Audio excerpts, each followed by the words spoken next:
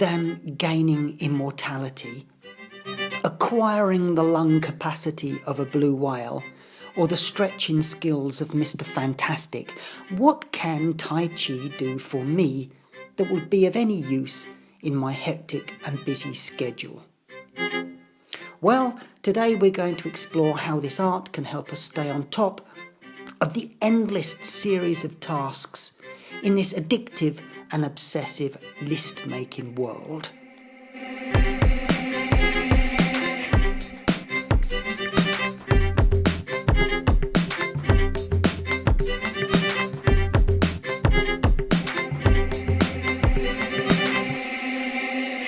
Welcome back to Talking Tai Chi with the Teapot Monk. And today we're going to look at how some productivity theories can help us in not only learning Tai Chi, but learning how to cope with the increasing demands for our attention and our time. And we're going to start by looking at one of the most popular of management ideas, that of GTD.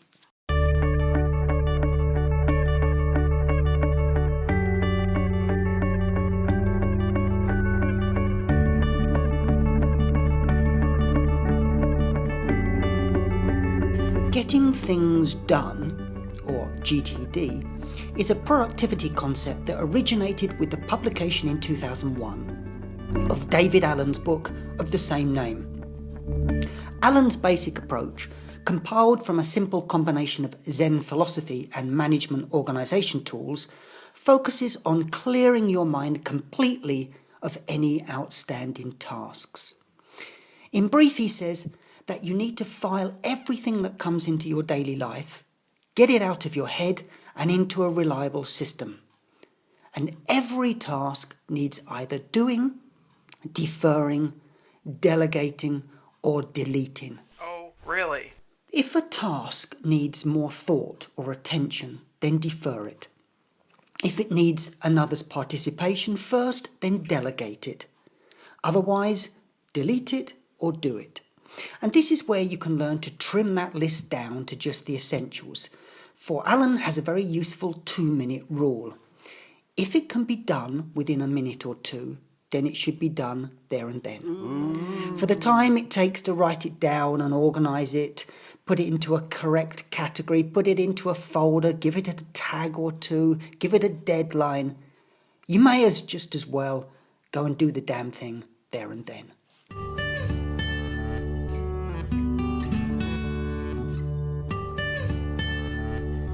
Now, other than a strategy for organising projects and to-do lists, what is interesting about Allen's approach is that he talks about small, incremental steps to accomplish long-term goals. And these he calls next actions.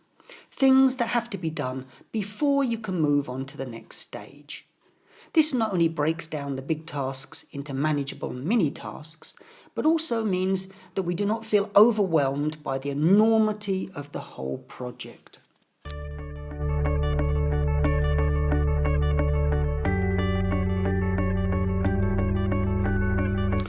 Let's look at this approach in learning the Tai Chi form.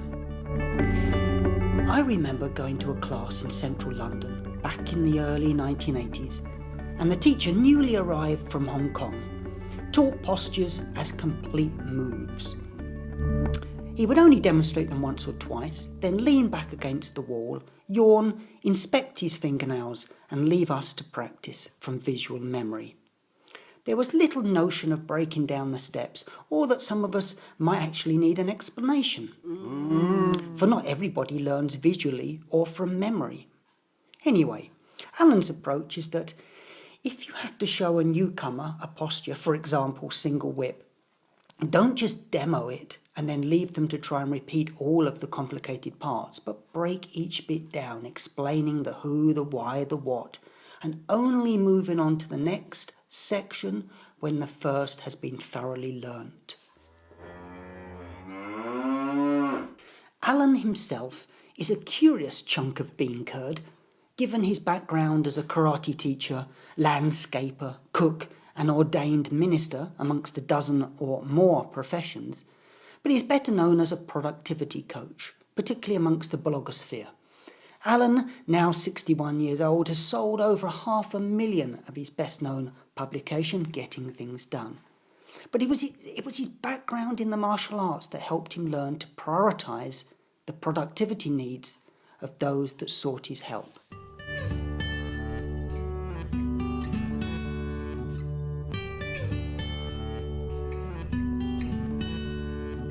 If 4 people jump out at you in a dark alley, you don't want to be thinking about which emails you haven't answered, says Alan.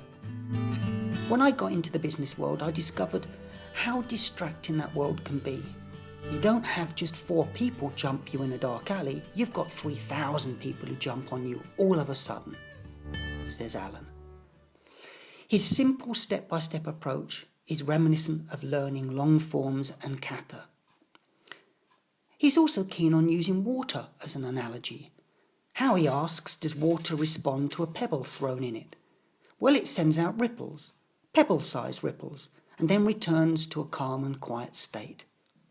When a boulder lands, it responds with boulder ripples and then returns to a calm and tranquil state. What water does not do is tense up before the rock hits the surface. In short, it is the art of training oneself in the perfectly appropriate response and engagement with whatever is present. Excuse me. Alan seems to be saying, know only what you need to know and when you need to know it. Otherwise, it's all just noise. And I like that. It's a useful guide for learning the martial arts, and it has a sort of wu-wei-ish echo. Excuse me. So would Lao Tzu have used GTD? Would Confucius have kept a list of outstanding tasks? Would Krishnamurti write a shopping list? Or would he have spontaneously bought whatever he saw on a supermarket shelf and then kicked himself on getting home for forgetting the dog biscuits and the microwave popcorn? Whoa. Well, Lao Tzu said, do the difficult things whilst they are easy, and do the great things whilst they are small.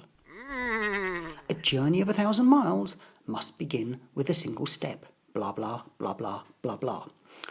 Sounds familiar to Alan's small incremental steps and next actions? And Krishnamurti said, you cannot just buy the popcorn because there is no microwave popcorn.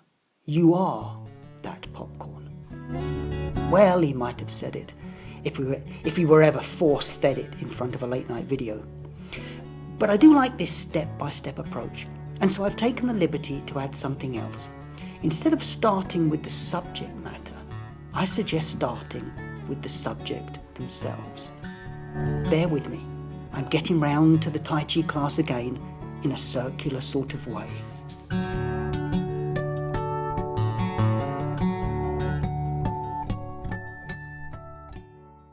You see, I also teach languages as well as Tai Chi. Instead of focusing on grammar or pronunciation in my classes, I go back even further and start with someone's sense of themselves. If a student tenses up when asked something in front of other people, or they have to demo something in front of others, then their understanding faculties pretty much close down. A bit like when energy stops flowing because it gets blocked. So you must start off with the basic guidelines of how we learn, not what we learn. That's the same for learning Tai Chi or any language. If you start there, if you begin there, then the learning of subsequent material becomes so much easier.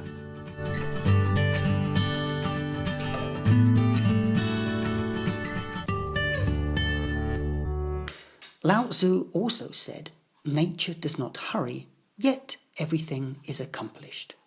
Now there's a thought, not rushing. Perhaps the answer to our accomplishment needs can be found in moving at the appropriate speed. For when we move at an appropriate speed, things become clear. Yet if we pick up speed, then things begin to blur. Think driving down a country lane versus driving down a motorway. You still arrive where you need to, but the experience is totally different.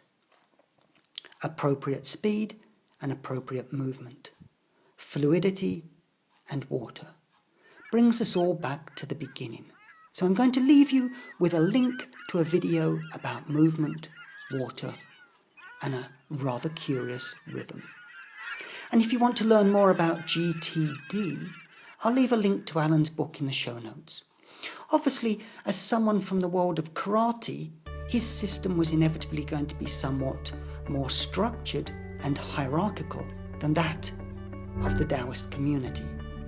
So if you're looking for a less structured answer, I'll leave a couple more links to different articles, and of course to the manual of being curd boxing that suggests you can not only achieve all that you need to by being efficient, but preferably by leaving things completely alone in the first place. Until next week.